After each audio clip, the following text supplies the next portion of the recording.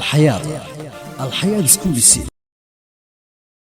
بسم الله الرحمن الرحيم. السلام عليكم ورحمة الله وبركاته. مقعد وشعيب داهر إبراهيم. وحن كميد هاي المعلمين تدرسي على الحياة كدكتها مادة أفكار سومالية. سيدا درادة وحن صار لقنا طبعا وحن صار لقنا 10 كلا دوان. سيدا درادة وحن كميد هانجري ما هي قبيدي هسه يسوعاتي كلا دوانا. ما أنت وحن لقنا إن قيب محيط قيب كميدا 10 دينا وحال هذا عتب كان عتب كلحات وحويان اسمها أفكار ونحو مركزي.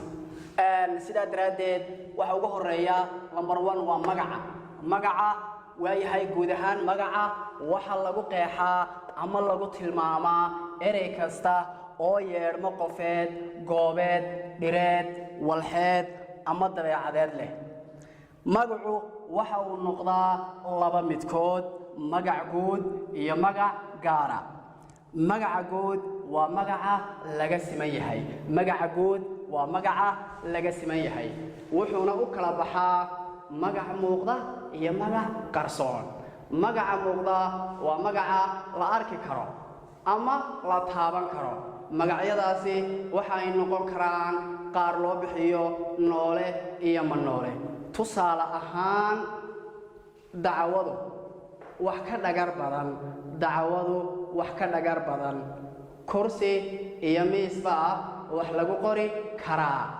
hadaad wax baranaysid ha ilaabin buug iyo qalin reer miyigu waxay wax ku ootaan gudin iyo hangool sida daraadeed hadii aynu tusaale aynu ka bixino maxay yahay magaca waxaynu sheegnay magaca la arki karo in magaca loo qaybiyo laba qaybood magac muuqda iyo magac qarsoon sida daraadeed waxaynu soo qaadanaynaa tusaalaha magacyada muuqda iyo waxyaabaha loo isticmaalayo tusaale ahaan dacwadu wax ka dhagar badan dacwadu wax ka dhagar badan marka magaca muuqda wuxuu noqonayaa maxay dacwada kursi iyo miisba wax lagu qori karaa waxay noqonayaa marka magacyada muuqda kursi iyo miis waayahay hadii aad wax baranayso ha ilaawin buug iyo qalin reer miyigu waxay wax ku ootaan gudin iyo hangool gudin iyo hangool sida daraadeed